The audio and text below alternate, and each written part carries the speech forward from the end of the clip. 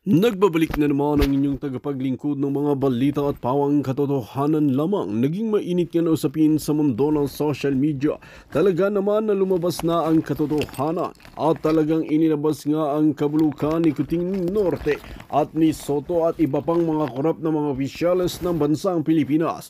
Kilala natin ito si Marcoleta na matapang na binuksan nga ang kaso ni Soto sa publiko dahil nga rito ay nagkaroon ng kumpiyansa ang ating mga kababayang lumantad pa dahil talagang wala nga raw silang pera at wala silang kakayahan para magreklamo at hindi nila kaya ng abogado. Ngunit dito natin mapapansin na talagang maraming ang dihado at talagang maraming inosenteng kababayan natin mga Pinoy ang naparusahan at nakulong dahil nga kay Soto na ito dahil pinagtakpan di umano ng mga judges, lalong-lalo na ngayon nga na naupo ito si Kuting ng Norte ay hinahayaan niya na mabuhay ang mga korap na mga opisyales sa bansang Pilipinas gaya lamang ni Soto. Ngayon nga ay marami ng witness para lumaban sa katotohanan at talagang ipapakita nila ang baho nga ni Soto, Kuting ng Norte, Tambaloslos at iba pang mga korap na mga opisyales. Kaya naman ang pinakahihintay ng lahat ngayon ay dapat maparusahan ang mga korap na mga politiko. Well mga kaibigan, para nga sa karagdagang impormasyon, panoorin nga natin ang buong video. At kung bago ka pa lamang sa akin channel, huwag kalimutan i-click ang subscribe button at notification bell para lagi kang updated sa ating mga bagong video. At para sa solid viewers natin dyan, maraming salamat sa walang sawang pagsuporta. Para bang gusto mong palitawin, moral crusader ka eh. Para bang gusto mong ipakita sa tao, you have the sense of moral uprightness. Parang ako lang ang malinis. Parang ikaw eh. Parang ano kayo? Ako lang ang wala niyan. Ako lang ang pwedeng sumita. Parang ganun ang dating. Parang si Nelson eh, siya ang pinaka-righteous. Tayong dalawa rito eh, ano? Leftist. Kaya, marami kasing aligasyon dyan eh. Baka pag tinuloy, baka may lalabas na namang, baka Philippine Air Force naman ang... Ganun ba? O kaya SAP. Eh, sila nagsasabi nun, ha? Ako hindi. Wala akong sinasabing ganyan. Ganun. Baka mayroon pa bakit? Ako? Kaya nga pala mga kareaksyon, natakot nang ituloy itong Blue Ribbon Committee hearing. Baka may lalabas daw na bagong mga witnesses. SAP? O kaya ano ba yun? Philippine Air Force? O kaya SAP? Naku mga kareaksyon. Nakakaano po yan? Nakakarimarim yan sa kalagayan po ni Tambaloslos. At ngayon mga kareaksyon, para yatang binawasan po yung pondo ni BP Sara.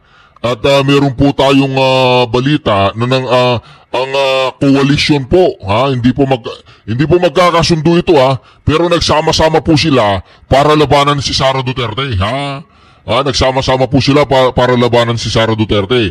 Ang mga loyalista na iilan lang, ang mga Pinklawan, Dilawan, mga Makabayad Black, tsaka yung ibang mga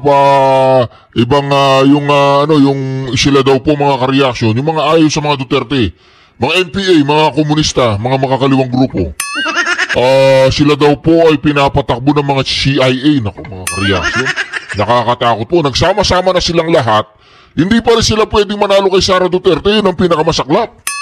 Nagsama na yung mga Marcos, tsaka yung mga nandidiri sa mga Marcos, yung mga Pinklawan Dilawan, yung mga kaaway na mortal nila, tapos yung mga Makabayad Black, tsaka itong mga komunistang terorista, nagsama-sama na po sila mga kareaksyon. Bakit hindi pa nila kayang talunin si Sara Duterte? Di ba? Ito, pakinggan po ninyo ito mga kareaksyon. Hindi pa rin nila kayang talunin si Sara Duterte. Naku po. Wala ho tayong pakialam sa batas na yan. Sometimes, you have to bend the law to be able to please the people. Mas mataas po ang taong bayan sa batas. Am I right, Secretary Remulla? Yes, sir. Mr. Chairman. Thank you, Mr. Chair. Kay Erwin Tulfo. But sometimes you have to bend the law. Yes. But you're not breaking the law. Yes. Yun naman ang malinaw doon. You're not breaking the law. There's nothing wrong with bending the law kasi bending lang yan eh. Parang ruler yan. Pwede mong within the bounds. Within the bounds. Yan, di ba? Within the bounds. Within the bounds of law. That's also the... Ilan po, basta ang ating po sigaw dito, ikulong! Mandarambong! Ikanyaunong! Mandarambong! Bong, bong, bong! Abangan po sa aming pagbabalik! Halika dito! Kinakausap na kita!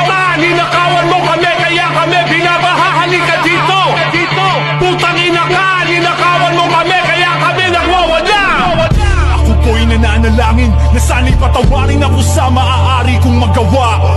Galit sa aking damdamin, sa unang pagkakataon ay hahayaan ko kung mawala. Sawa na po kaming hamakin ng mga mapagbalat kayong may hangarin na masama.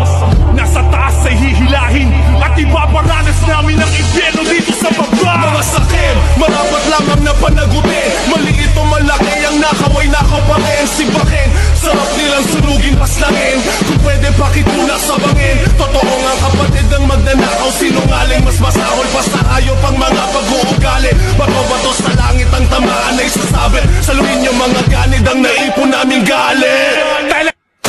Alright, reaction, TVBase, nagbabalik reaction. Napakaganda po ng pag-uusapan natin ngayong mga ka-reaction. Mantagin po ninyo mga ka-reaction ha. Kung itutuloy pa ba ang Blue Ribbon Committee, meron pong bagong pasabog dito si Senator Marcoleta, mga ka-reaction. Parang may lalabas daw na yung Air Force naman or SAP.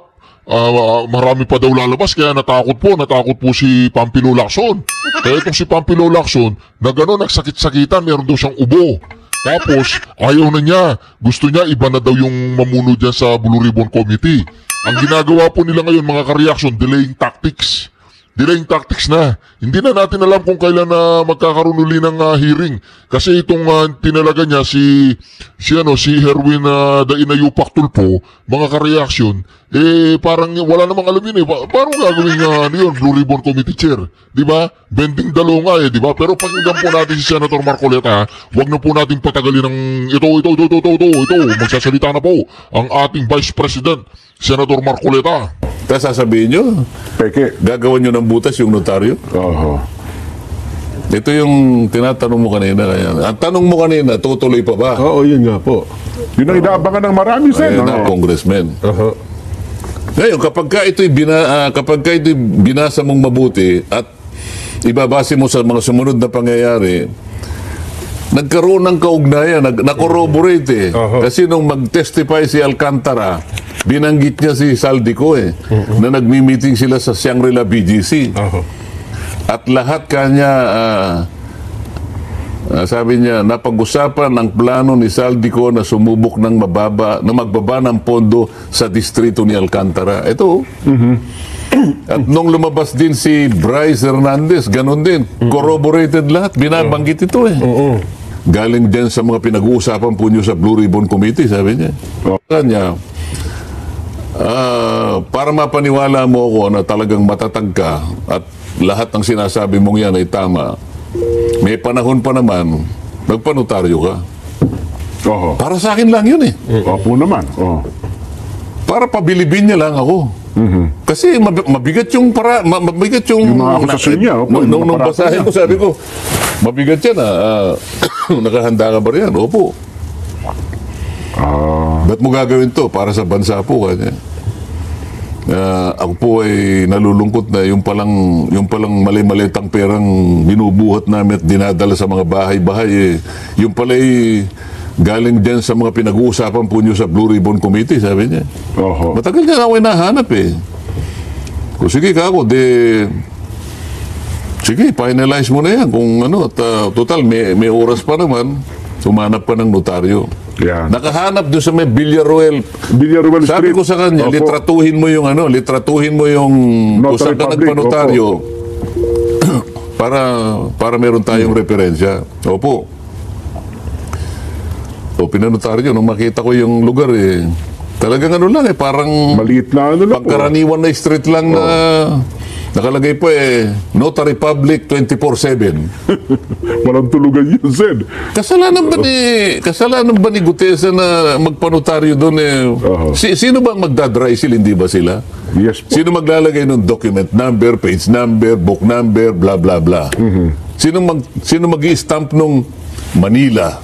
Wala naman siyang pang-stamp na gano'n Yung notarial details.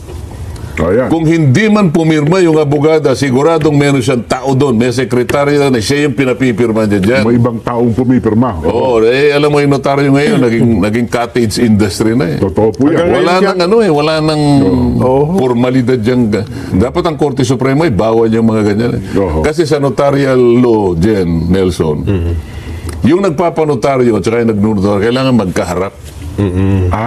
Yun pala yun. O pupunta ka sa notaryo, pupunta ka sa Quezon City halimbawa. Opo. Ang dami dyan nakatalatag. O pag ginanda mo yung papel mo, relax ka lang dyan, bata ka niya. Kukunin niya. O pagkatapos niyang ilang magkano po?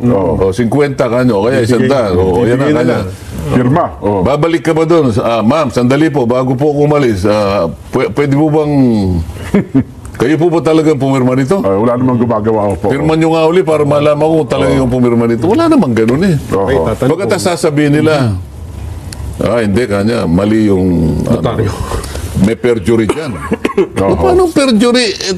Kahit na wala ng notaryo, humarap nga sila sa inyo eh. Humarap siya. Sumumpa siya sa harap ng kapulungan. Pinagtatanong nyo siya. Tapos sasabihin nyo, gagawin nyo ng butas yung notaryo. Ito yung tinatanong mo kanina. Ang tanong mo kanina, tutuloy pa ba? Oo, yun nga po. Yun ang inaabangan ng marami, Sen. Napakarami kasing aligasyon dyan eh. Baka pag tinuloy, baka may lalabas na naman, baka Philippine Air Force naman ang... Ganun ba? O kaya SAP. Sila nagsasabi nun, ako hindi. Wala. Ako? Yun na po sinasabi natin. Natakot sila mga kareaksyon. O sinasabing ganyan. Ganon. Baka mayroon po bakit ang dami pang dapat natawagin? Bakit hindi yun ang unahin? Unang-una, 17 ang binanggit ni Diskaya, ng mga Diskaya. Bakit hindi ilabas? Para pagtatanungin yung 17 congressmen. Di ba? Si Chavit Singson nag-disclose ngayon po, sa parang Club nag-motion Filipino. kayo na ipatawag din siya, di ba? Ba't di patawag yun? Si Martin Romualdez, ilang beses nabanggit na, kinonekta na. Kailangan, ilang kauna-unang ipatawag. Nagpahayag siya na willing daw siya, di ba? Kung talaga ipatatawag, naglabas ng statement to. Iba yung willing, iba yung humarap ka doon. Para makita natin kung paano ka sasagot sa mga tanong. Willing sa kaso.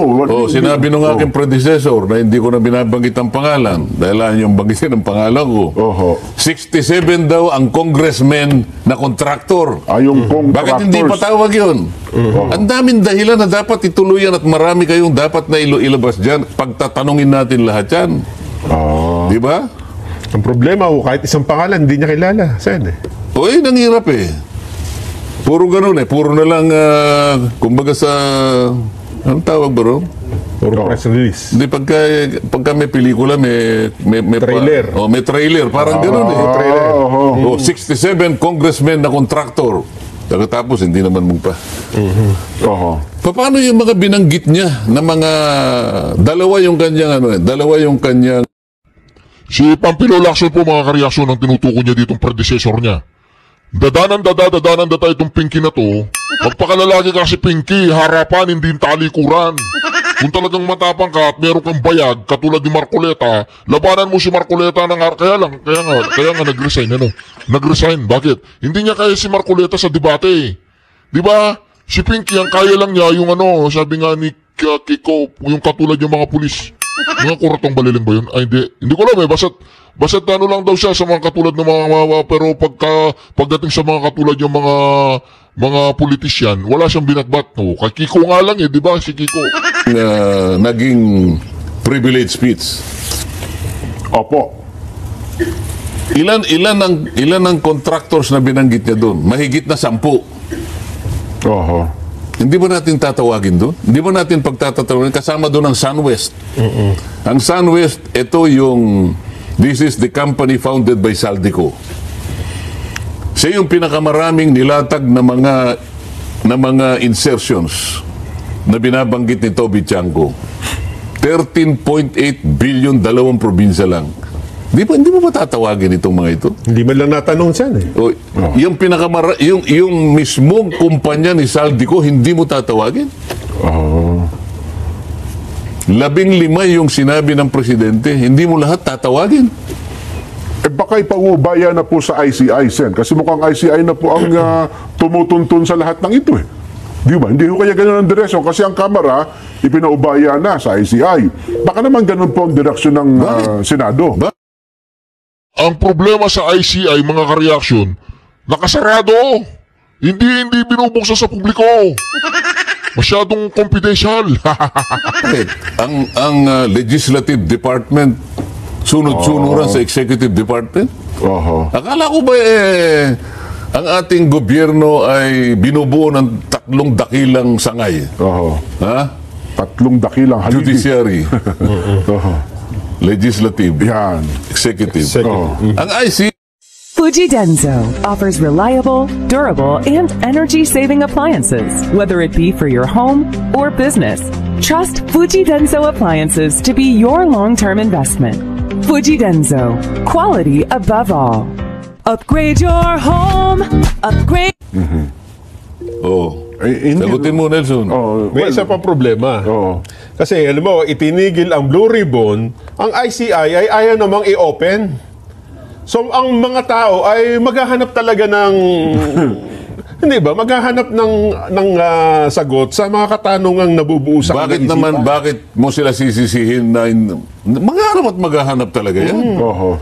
Hindi ba nung inopen ko nga yung kauna-unahan sa dami na nag-text sa akin, dahil nakita nga talaga yung kung napakaraming perang nasa laula na talagang pandarambong talaga. Ilan ba yung nag-text sa akin na halos umuusok yung aking cellphone? Sinabi ko nga doon sa biyayar na nakaharap Nabuti na lang nandito ka, sabi ko. Paano ko sasagutin ito? Sabi ko sa kanya. Ang sabi nila sa akin, Senator, yan po pala ng aming buwis na binabayad, ay dyan lang po pala napupunta. Alam po ba ninyo na dugo at pawis, pati sipon po kanya. Naku po. Naghalo-halo na. Talaga pong sa kagustuhan lang namin makatulong sa gobyerno, talagang kami po'y nagbabayad talaga. Diyan lang pala ginagamit ang buwis namin. Pwede po bang ilaban nyo kami? Oho. Kahit na itong next year, wag na muna po kaming magbayad. Pwede po ba? Nako, oho. Oo. Mabigat po yun, oh. Tapos sabi nung biyayar, Commissioner Lumagi. tama naman po sila, sir. Sabi niya, hindi ko po sila masisisi. Hindi ko naman ako kinukuha yung opinion mo. Ang sinasabi ko, anong isasagot ko sa kanila? Tulungan mo ako sumagot. Pwede ba wag na silang magbayad next year? Sapagkat nakikita nila kung saan lang napupunta ang buwis na kanilang... No. Mabigat po yun. Ba't di ka ako sumagot? Babagsak ang gobyerno pag ako nagbayad ng Hindi, buwis. ayun niya sumagot. Wala kang may sasagot. Wala po. Ikaw ka ako, DPWH. Wala rin po. Sabi ko, sige ako nagsasagot. Ayan. Sabi ko, wag ninyong gagawin. Yan. Tama kayo. Kasi po, pagka ganyan po yung ginawa nyo, lalo po tayong babagsak bilang isang bansa. Ako na po nakikiusap sa inyo, kaya nga po nandito kami para ayusin natin ito, usigin natin ang dapat na usigin, maibalik po yung pera talaga na nawala. Pero wag po ninyong gagawin. Dahil mas lalo po tayong babagsak bilang isang bansa. Pero talagang tutuusin mo, may katwiran sila Ayaw po naman, sentimiento ng tao. Kaya ngayon, tinatanong mo kanina, natanong mo pala, Nelson, talagang maghahanap sila ng kasagutan dito. Alam nilang inopen natin ito. Alam nila seryoso tayo na matukoy natin kung sino-sino yung mga walang hiya na yan. Pagkatapos hihinto mo, yung isa naman, nagpapatuloy. Pero palihim naman ang investigasyon. Magdududa ang taong bayan. Baka nga bumalik na naman sila Talagang hindi na kami magbabayad. Pagka ganyan naman delikado, sir. Delikado pag ganyan. Si Kong Marcoleta, tama po yung pakiusap niya. Okay na po. Inalis po siya Yun. Paano ngayon yan? Ito pa isang tanong. Kung ibalik kayo sa chairmanship. Ako na sasagot, Sen. Huwag niyo tatanggapin. Huwag natin pangunahan. Baka naman, kung sabihin ng mga OFW na magbabayad na sila ng buwis, kung itutuloy ni Senador Marcoleta ang hearing. Pagiging chairman ng hindi naman nakasalalay sa akin yung pagbabayad nila ng buwis Kasi ako, pinakita ko na sa kanila ang dapat nating gawin. Ang problema, pinupolitika ng mga kasama namin Para sa akin, hindi sila naghahanap ng kasagutan para sa akin, hindi ko sila kasangga kung pag-uusapan yung seryosong paghahanap kung sino talaga yung ulo ng kawatan. Ako nakita ko na eh. Nakita ko na. Na-establish ko na pagkatapos ako ang binibira ngayon. Pati yung mga testigong naipundar natin, hinahanapan sila ng butas. So silang nagtatakip eh. Di ba? Halata naman. Sana lang kung makita mo kahit talagang pahirapan talaga ito eh. Mahirap naman talaga. Hindi ko talaga iiwanan yan. Sapagkat nakikita ko napakaraming sumusuporta sa akin. Totoo po. Mga kasama ko, halimbawa, naghihirap pero sige. Meron lang talagang sumama sa akin na talagang makikita mo na ilaban natin yan. Sige. Ba't ko naman iiwan? Ang problema, tinanggal ako eh. Yun na nga po. Mukhang... wala tayong Vox Populi. Mas masarap na ho ang panonood ng ating mga kababayan sa social media. Pero ituloy ko na sa inyo yung punto na yun. Pero, paano po ito kung walang magiging mapipiling chairman at saka nag-iiba-iba na ho ang direksyon eh. Bakit po pinoproblema yun? Problema ng ating Senate President dyan. Hindi, siyempre, tutulungan natin ng Senate President. Kawawa. Kawawa din naman. Bilang mamamayang Pilipino, tayong naghahanap ng kasagutan eh. Di ba? Hindi niya nabigyan ng distinction yung dalawang bagay eh. Ano po yan? Ang mandato ng Blue Ribbon Committee, investigation in aid of legislation. Isa po yun. Yun ang tuntunin mo. Yun ang direction mo eh. Ay yung isa, police investigation ang kanyang alam. Titingnan mo, halimbawa, kapag ikaw ay chairman ng Blue Ribbon Committee, investigation in aid of legislation, ang tingin mo doon sa mga taong pinatawag mo, resource persons. Yes. May paggalang doon. Kasi sa tuntunin mo, igagalang mo, may karapatan sila. Hindi mo pagbububulyawin doon. Totoo naman. Hindi mo sasabihin, pinaglululong mo ngayon. Hindi pwede yun. Sa police investigation, iba na yun. Pagduduruin mo na sila, testigong...